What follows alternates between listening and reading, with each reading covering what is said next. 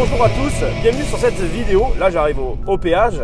Aujourd'hui je vous emmène, alors j'ai été appelé pour des corrections pour des futurs professionnels de l'immobilier. Donc voilà, vous comprenez le truc quoi, c'est tout simple. Donc je ne sais pas du tout en fait ce que je vais pouvoir vous montrer, ce que je vais pouvoir filmer. Je ne sais pas du tout comment ça va se passer. Je vais faire au mieux. C'est une expérience intéressante. Je voulais absolument la partager avec vous. Et je vais essayer de résumer cette journée de la meilleure manière que je le peux. Parce qu'il y aura effectivement ce que je peux faire et ce que je dois faire. C'est souvent comme ça dans la vie d'ailleurs. C'est une phrase qu'il faut que vous reteniez et que j'aime beaucoup. Dans la vie, on a tous des droits et des devoirs. Et c'est avant d'avoir des droits, on a tous des devoirs. Enfin bon bref, je ne vais pas vous faire le truc, hein, vous connaissez, voilà. C'est vrai qu'aujourd'hui, j'ai un petit peu des devoirs à faire, c'est le cas de le dire. Alors c'est pas moi qui ai des devoirs à faire, d'ailleurs, moi je vais corriger les devoirs des autres. Alors j'ai été à leur place. Croyez-moi, c'est vraiment pas facile de présenter son projet, de faire des oraux comme ça. Pour tous ceux qui en passent, je compatis. Voilà, moi je serai de l'autre côté, donc je vais essayer d'être comme j'aurais aimé que les gens le soient quand à mon époque j'ai pu passer des oraux, des machins, des trucs.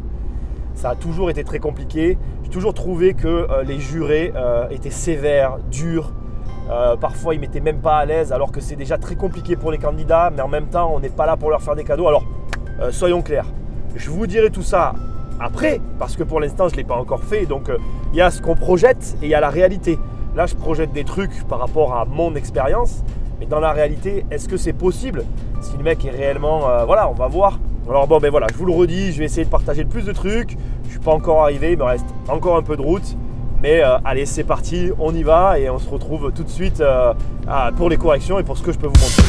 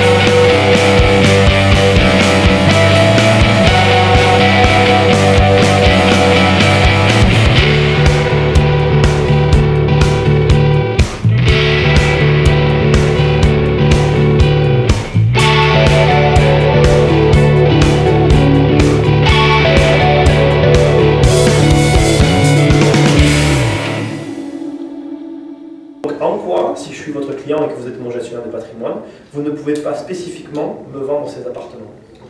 Alors j'espère que vous avez aimé la petite intro, je me suis un peu fait plaisir sur ce coup-là. Et vous avez vu sur les vidéos, donc brièvement, les séquences de la journée. Alors d'hier, du coup j'ai fait la vidéo sur 2 jours. Je vais surtout m'adresser à tous ceux qui passent un BTS.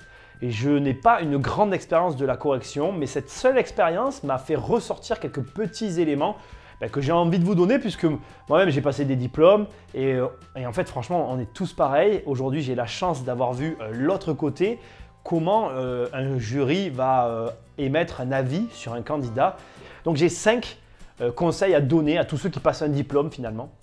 Alors dans ce que vous avez vu en fait, d'abord pour vous expliquer, il y avait 2 parties, 2 fois 20 minutes. Il y avait un dossier présenté sur une action commerciale, je pense que ça s'appelait comme ça dans les vieux BTS, moi j'ai pas connu cela mais je crois que c'est ça. Donc en fait où on décrit ce qui s'est passé dans l'entreprise. Et après il y avait ce qui a été appelé l'IUL qui représente en fait tout simplement ce que l'école donne à présenter devant le jury en fait. Donc la première chose que je veux dire là-dessus, et qui en fait coule de sens, mais en fait réellement sur ce que vous allez produire, que ce soit un rhodoïde, enfin un dossier, quoi que ce soit, en fait réellement, pour avoir maintenant été de l'autre côté, c'est vrai que, et moi le premier, j'étais dans le cas de ceux qui négligeaient un peu ce genre de dossier, mais en fait vous n'avez pas d'excuse pour négliger le dossier que vous donnez. Je sais que c'est tout bête, que vous avez dû entendre ça des centaines de fois, mais pour un jury, vous travaillez chez vous, vous n'avez pas d'excuses, vous avez le temps, vous avez les ressources aujourd'hui. Moi, à mon époque, il n'y avait pas Internet. Ouais, je sais, ça fait dingue de dire ça en étant sur YouTube, quoi. Mais il n'y avait pas Internet, donc aujourd'hui, en plus, je veux dire, voilà, accès à la connaissance de chez soi, donc vous ne pouvez pas faire comme si vous ne l'avez pas. Donc, quand vous présentez un projet, que vous montez un dossier, avec ça, là, vous n'avez pas d'excuses de présenter un dossier pourri. Excusez-moi, mais c'est la réalité. Vous devez vous présenter un bon dossier. J'ai franchement vu. Alors les dossiers dans l'ensemble étaient bons, mais c'est vrai qu'il y a des dossiers où on voit qu'il y a un manque de travail et là, on se dit mais comment ça se fait quoi? Le mec il n'est pas foutu d'ouvrir un ordi. Alors j'ai pas mon téléphone, mais il prend un téléphone pour envoyer ses textos, ça il a le temps, mais il n'a pas le temps pour prendre 3 phrases, y réfléchir et les écrire. C'est limite, hein, mais bon. Je dis ça, c'est un conseil. Mais voilà, soignez vraiment votre présentation du dossier. Je pense que vos profs doivent sûrement vous le dire.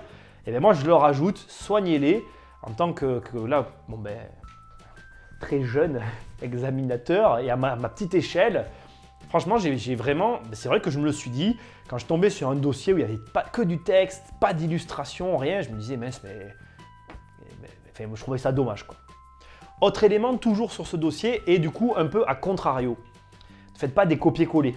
Franchement, là encore, c'est pareil, ça se voit en fait. Quand on a la personne en face et que vous avez fait du copier-coller, en fait, votre dossier, il est en décalage complet avec vous. Et franchement, on voit que ça, comme le nez au milieu du visage. Voilà, comme si on avait le nez, je sais pas, tout, voilà. On voit que ça. C'est peut-être pas un bon exemple, mais vous avez compris. Donc, soyez vous-même, fournissez votre travail. Et travailler, voilà, c'est une évidence, je sais, mais voilà, c'est quelque chose que j'ai noté et déjà que je voulais dire avec vous. Bon. Deuxième conseil, et alors celui-là, il est pareil, il est super bête. Mais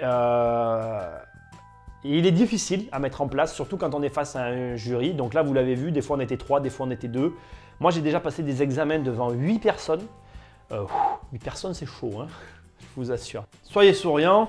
C'est vrai qu'on a tout un panel de personnes, on les voit, donc il faut que vous vous disiez bien une chose, c'est que nous on est assis là, alors quand vous êtes le premier ou la première, tout va bien, mais quand il y a X personnes qui sont passées, quelqu'un de souriant, ça fait du bien quoi. Et puis un sourire, franchement, même si vous êtes stressé, essayez de le sortir, forcez-vous.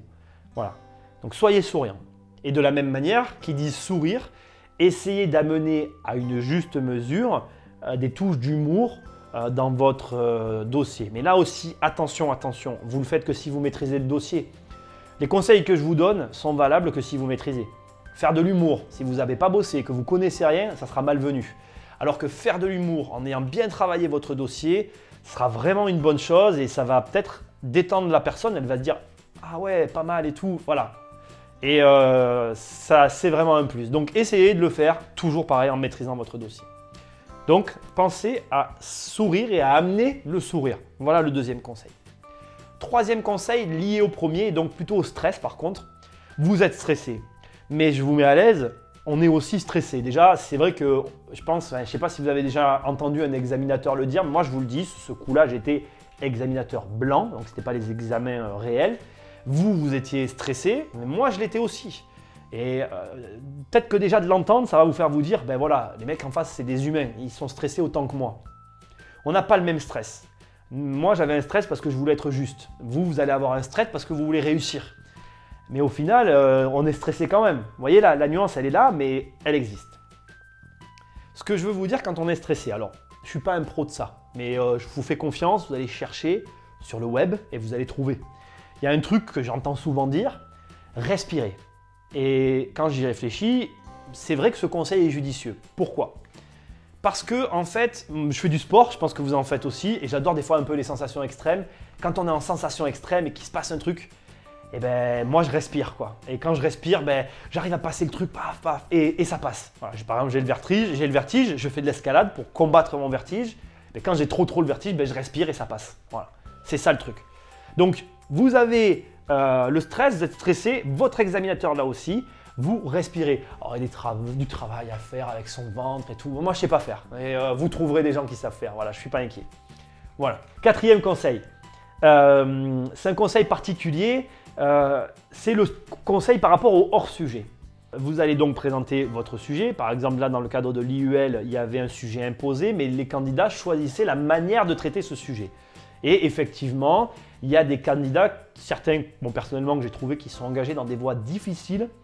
Et du coup, sincèrement, déjà, ils s'étaient mis de la difficulté par le choix du sujet. Et en plus, pour peu qui, je ne dis pas qu'ils ne connaissaient pas, hein, vous comprenez ce que je veux dire. Pour peu que vous ayez mal travaillé, si le sujet en plus c'est difficile, bam, vous prenez le mur.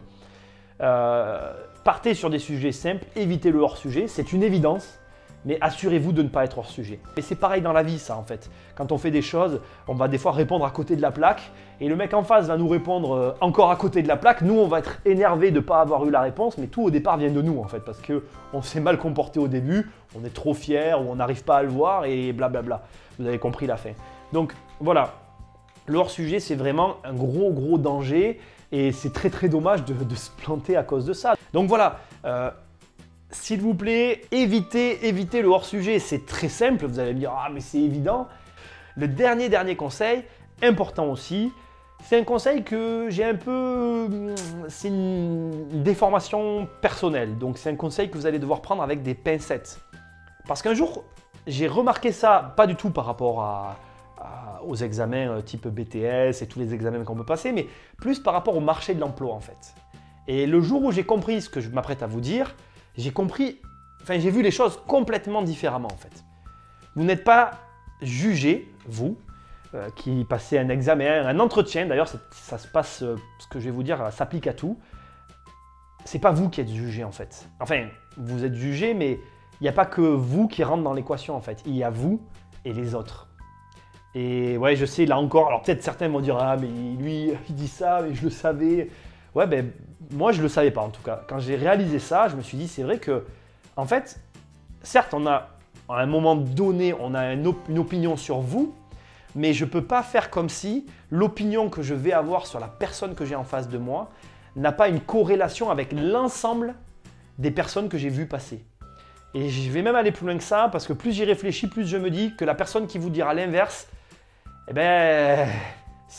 Pour moi, c'est faux en fait, ouais. C'est pas possible de décorréler l'un de l'autre en fait. Pourquoi je vous dis ça? Parce que j'ai vu pour le coup donc une série de personnes. Et automatiquement, mon jugement va se faire en fonction de cette série. Je m'explique.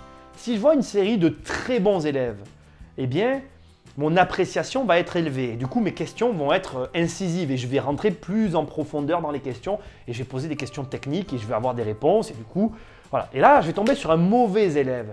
La vision du mauvais élève, au milieu de tous ces excellents élèves, elle sera pervertie. Puisque comme le niveau sera très haut à un moment donné, et lui qui sera peut-être plus haut que la moyenne, mais plus bas que tous ceux que j'aurais vus, va me paraître encore plus bas, alors que par rapport à une masse d'élèves peut-être moins bons ou très mauvais, il peut être excellent.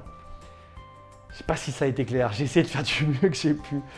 Mais voilà, vous voyez le truc, quoi, c'est ça. C'est que en réalité, l'ensemble des éléments, excusez-moi, l'ensemble des élèves, des personnes, des candidats qu'on voit passer, jouent un rôle dans l'appréciation qu'on a en fait. Et c'est vrai que successivement, si vous voyez que de très bons élèves, eh ben, vous allez avoir un niveau d'exigence plus haut que si vous voyez un ensemble d'élèves médiocres et que d'un coup, il y en a un qui est un peu bon en fait. Il va vous paraître peut-être « Ah, je l'ai trouvé ». Voilà, c'est pas facile. Donc voilà, c'était une super expérience. J'ai adoré faire ça. J'ai adoré être au contact de la nouvelle génération de professionnels de l'immobilier. Bien évidemment, hein, comme je viens de le dire sur cette dernière partie, il y en avait des très bons, des excellemment bons, il y en avait des moins bons, voilà. Mais en même temps, dans la vie, je vais vous dire, on n'a rien sans travailler. Donc que vous soyez bon ou moins bon, il n'y a rien de grave. D'abord, pour les très bons, j'ai envie de vous dire, il y a toujours meilleur que soi. Et 2, pour les mauvais, j'ai envie de vous dire, vous ne pouvez pas faire pire, donc pas de problème. Vous bossez, vous allez y arriver. Voilà. Et moi, j'ai envie de vous dire, à bientôt déjà dans une prochaine vidéo. Et surtout, à tous ceux qui passent un examen, un BTS, un concours, Eh bien, dans mon pays, on n'a pas le droit de dire bonne chance, donc je vous dis, j'ai une toute dernière petite chose à vous dire. Au début de la vidéo, vous avez vu en fait un petit déjeuner. Et ça, c'est pas vraiment un conseil, c'est encore une fois, c'est du bon sens, mais pensez à déjeuner le matin avant de faire quelque chose. C'est tout bête, mais il y a une phrase que j'adore et qui dit « ventre vide, cerveau vide ». Voilà, ça veut tout dire. Ce coup-ci, je vous laisse réellement. Salut! Hey! Pensez à aimer, partager et commenter cette vidéo. Et c'est pas fini. En cliquant juste ici ou là, vous allez accéder à une série de 9 vidéos gratuites sur l'indépendance financière. On se retrouve de l'autre côté.